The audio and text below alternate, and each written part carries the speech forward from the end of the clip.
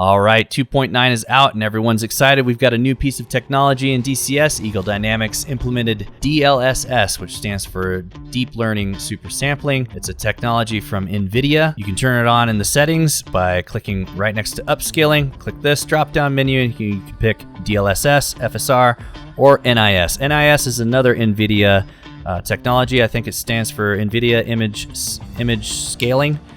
Which is the predecessor, not as good as DLSS. So from what I understand, DLSS is newer and is definitely better than NIS. So this is the technology people are going to be using. When you use this, at least in my experience, it makes things a little bit fuzzy, a little bit blurry.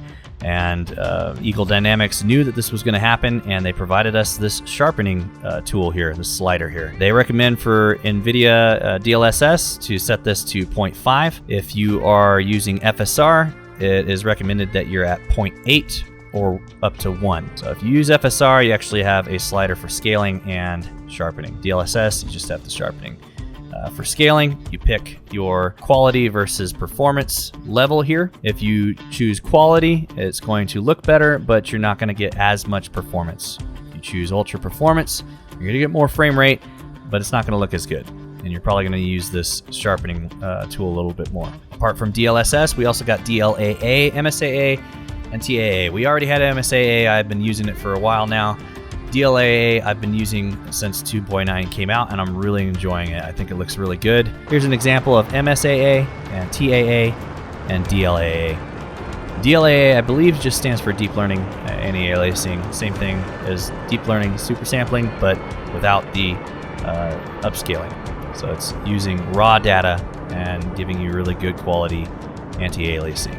And you're going to see here on the angled lines, i.e. the tail, the wings, the stabs, any of those right angles, you're going to see some jagged lines without anti-aliasing, but with anti-aliasing on, it kind of smooths that out.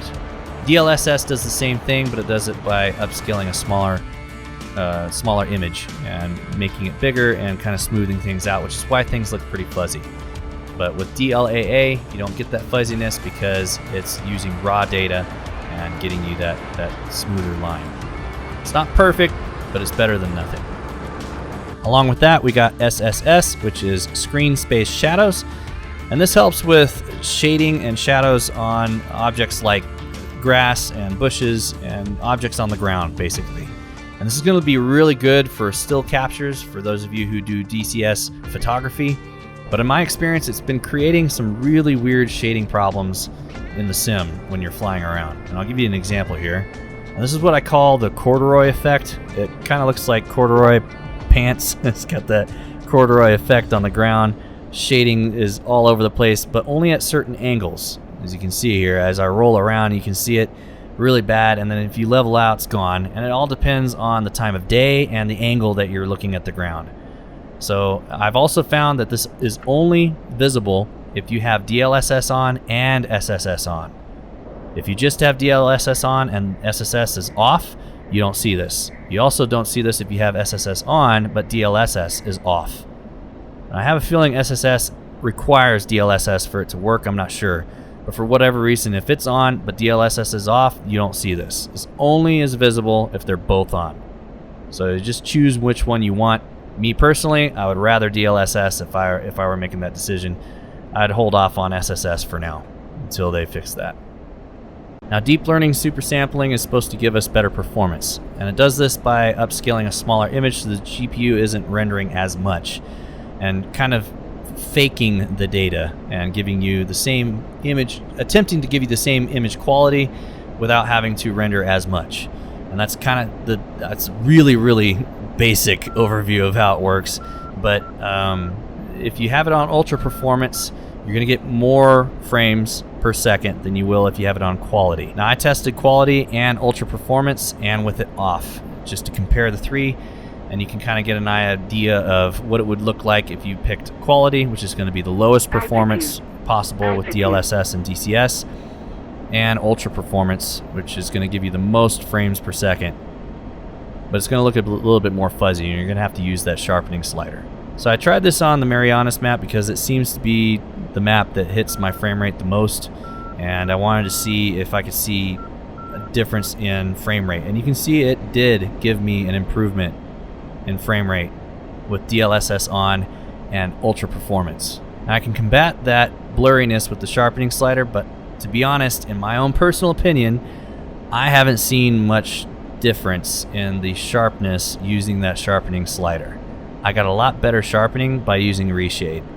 And yes, reshade seems to still be my go-to for shading, even with the new technology. Especially with SSS behaving the way it is, I'm sticking with the reshade for the time being. We also got color grading effects that we can add to the screen. This changes the coloring of the entire sim, no matter where you're at in the sim if you have it selected. And we have 14 of them. So you can choose between teal and orange 1 through 6, red tint, blue tint, sepia, I don't know if I'm pronouncing that right, Cinecolor 1 and 2, and Technicolor 1, 2, and 3. Now I did find that some of these actually affect the HUD colors and the MFD colors. And I didn't really like it, so I'm not really going to be using any of these when I'm in sim flying, you know, a mission or a campaign. However, for those of you who are doing cinematic videos, I could definitely see the use of these in cinematic videos from the outside. I don't know about the inside the cockpit just because of the fact that it changes the colors of some of the MFD colors, the text, the fonts colors on the HUD,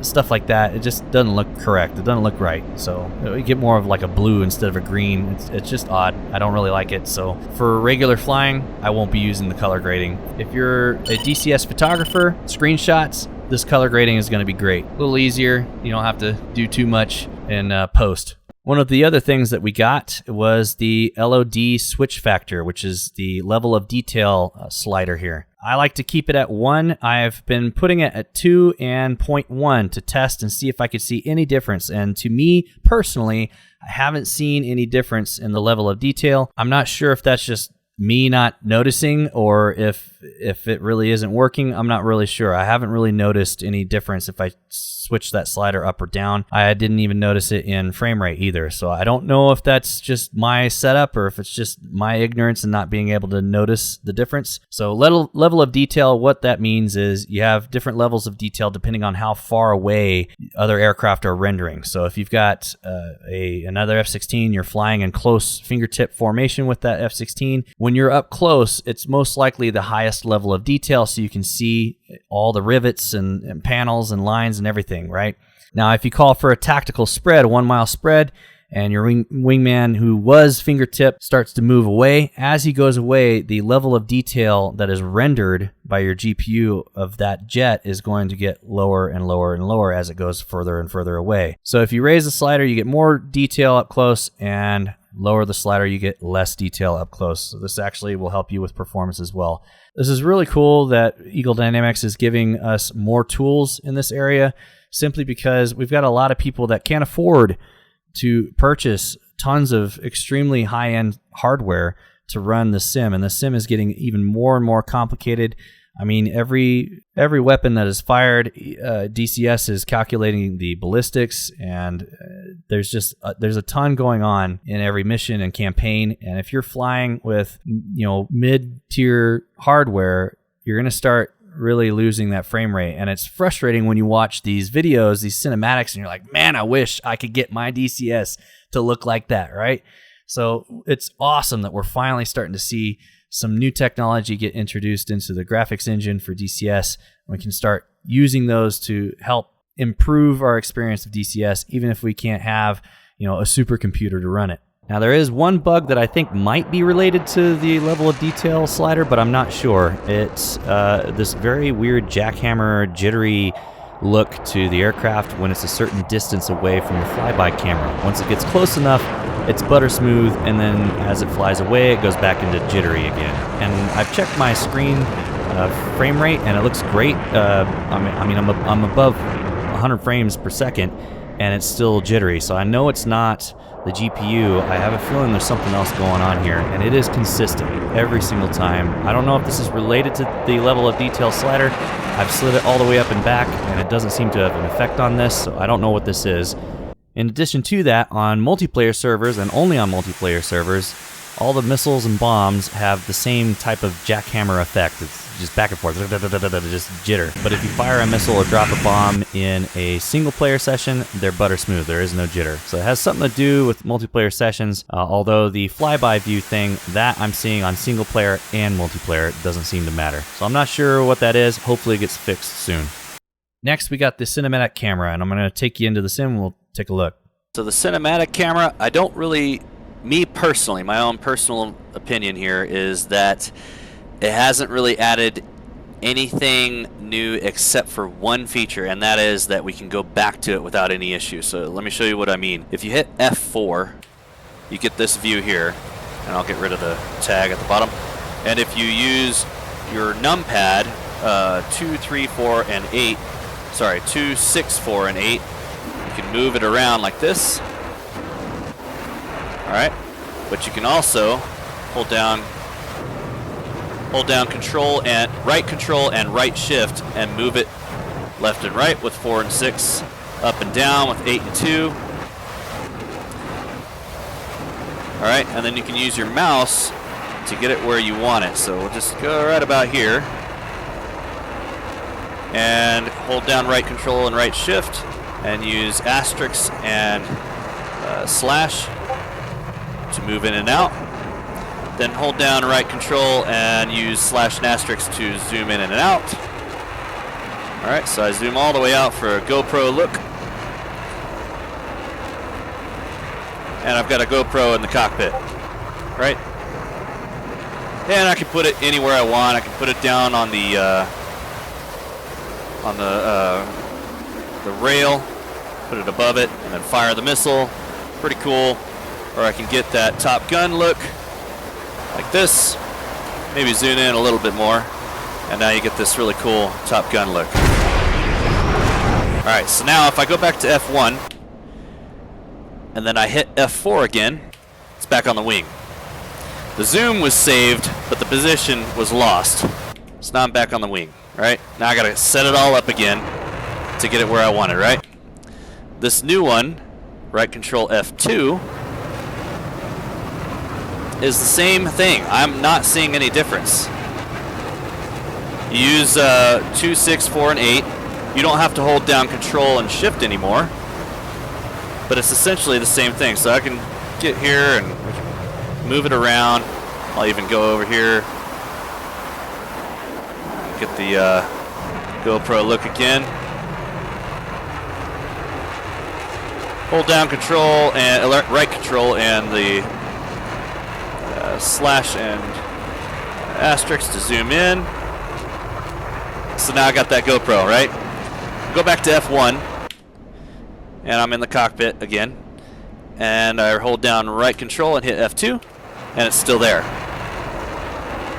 right? But I can get the same view with the F4 view. Alright, so there I am, same view. Hold down right control F2 and there it is. A little zoomed in, I can zoom out a little bit, you know, or I can move back a little bit to get where it was, but it's essentially the same thing. I can do the same thing in F4 that you can do with the new cinematic cam. The only difference is if I go to F4 right now, it's back on the wing, right? But if I hit right control F2, it has saved that location. So honestly, it's basically F4 but fixed. It is helpful, a lot more helpful, because it was very frustrating to me that every single time that I set up the camera, I'd go back into the cockpit view or I'd do a flyby view to get a video of that, and then I'd hit F4 again, it's back on the wing, and I got to reset the camera position, get it back where I wanted it. And you know, if you want continuity, it kind of looks weird when it was set properly and now it's not, and you know, so But yeah, so that's the new cinematic camera. In addition to that, we have 5 new 3D models. These aren't models that weren't in the sim in the first place. These are models that were already in the sim, but looked old. They had old, very low polygon models. They redid them completely from scratch. They look significantly better, much more modern graphics for these old models that used to look just really old. We got the B1B, and you can see we've got much better textures, many more polygons. It doesn't look as jagged, it doesn't look so old. The weathering on the skin looks great. They redid the engines as well. It's not just, it looked like, before it looked like it was kind of made in MS Paint or something, and it looks fantastic now, a lot better. Now, obviously, this isn't a full fidelity, you know, flyable model, so it's not like they're gonna redo the cockpit inside and all that. If you look up real close, it doesn't look, you know, as good as the full fidelity models, but that's because this is supposed to be an AI model only. We got the B52H. You can see panels in certain angles and rivets. The weathering looks great. A lot less jagged lines, just like the B1. You even have pilots inside the cockpit. The S3B. You can see the panels, the rivets. The weathering looks great. Again, they did a great job. I'm really impressed with it. Again, if you're looking at these models expecting them to look as good as a full fidelity F-16 or the F-15 Strike Eagle, you're going to be disappointed because that's not what they're meant for. You're not supposed to fly them. You're not meant to see them that up close. It's supposed to be something you see from a formation standpoint or from a distance. And from a formation standpoint or from a distance, these look great, especially if you're thinking about how they used to look. This looks significantly better. And we got the CRAM.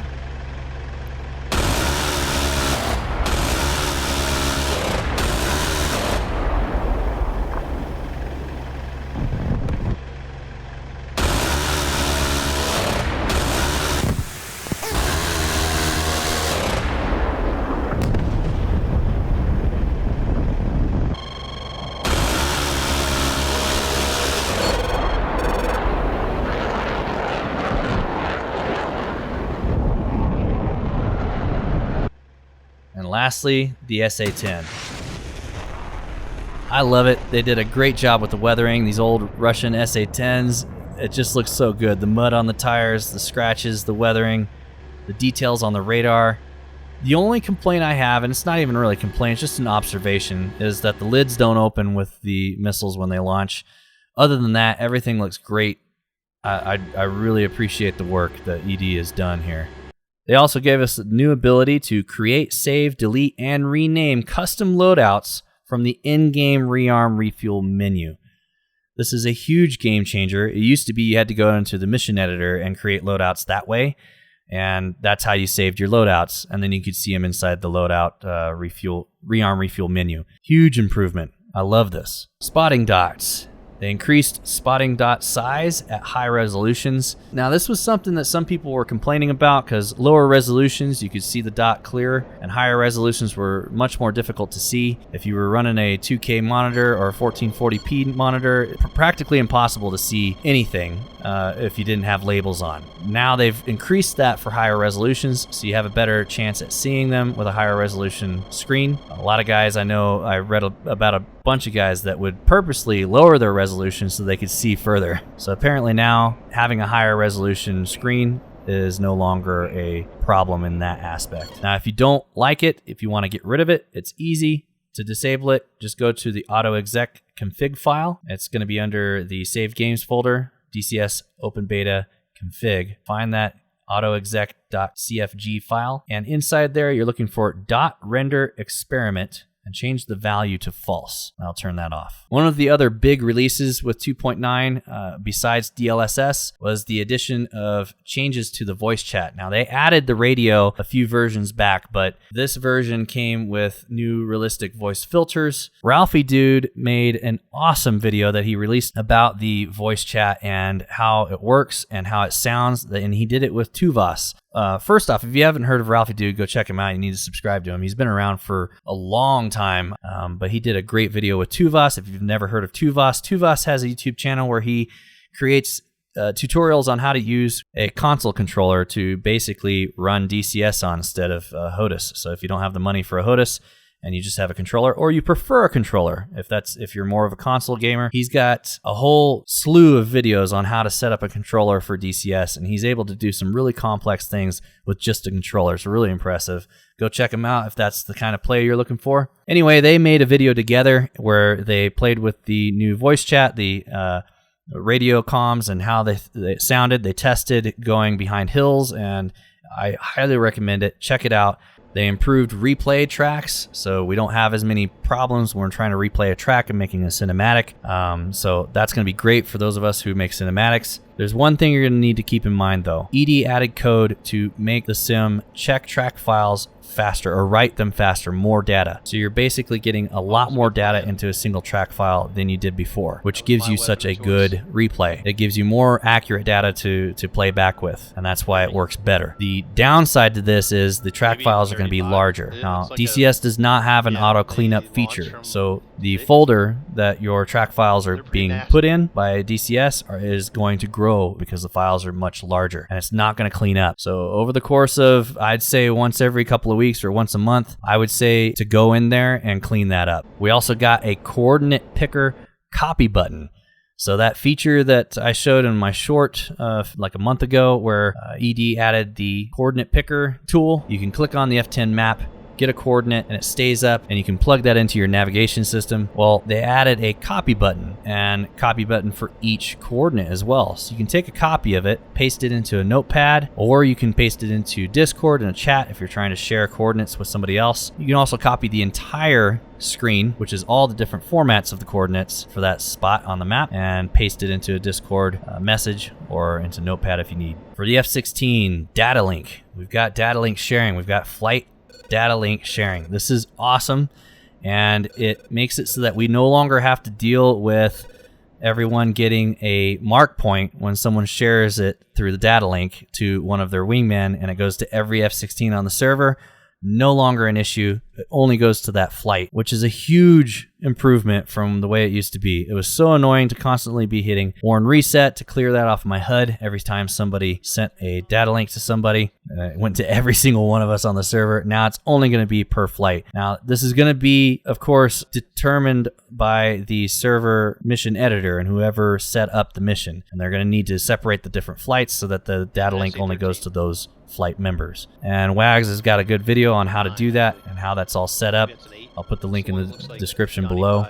They also added TDOA, which stands for Time Difference of Arrival for the HTS pod. Wags did a really good video on this and how to set it up, but didn't demonstrate it with another flight member. So for that, I'm definitely going to recommend you guys go over to Carbon's channel, check it out. He did a video on TDOA with another flight member, so you can see how it works in action, not just the setup. But he goes over the setup too, but he also shows how it works when you actually send that over to somebody.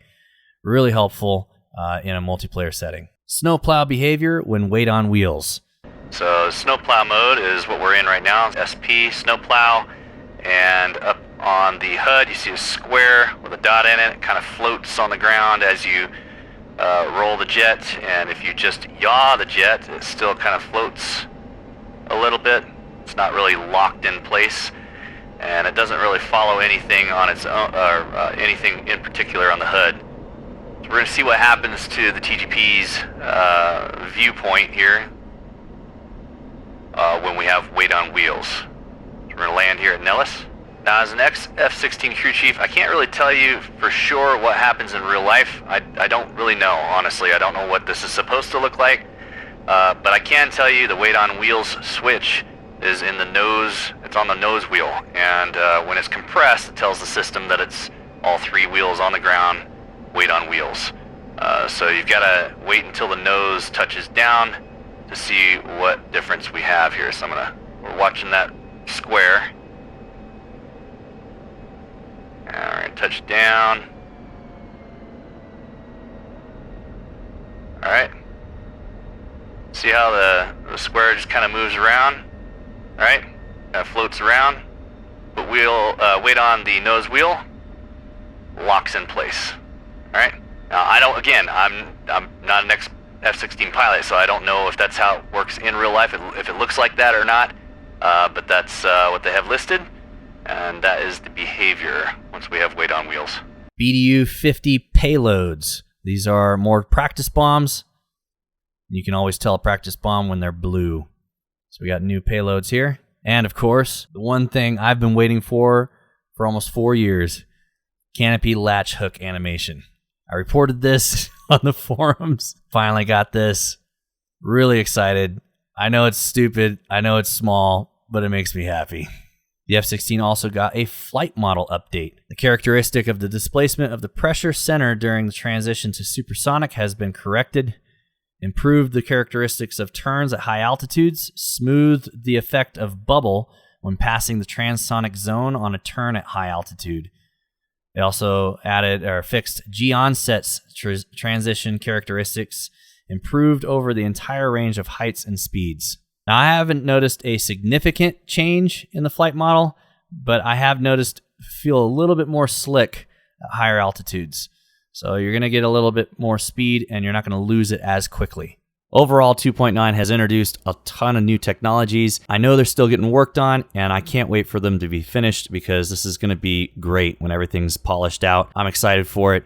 I hope you are too. See you guys in the next one.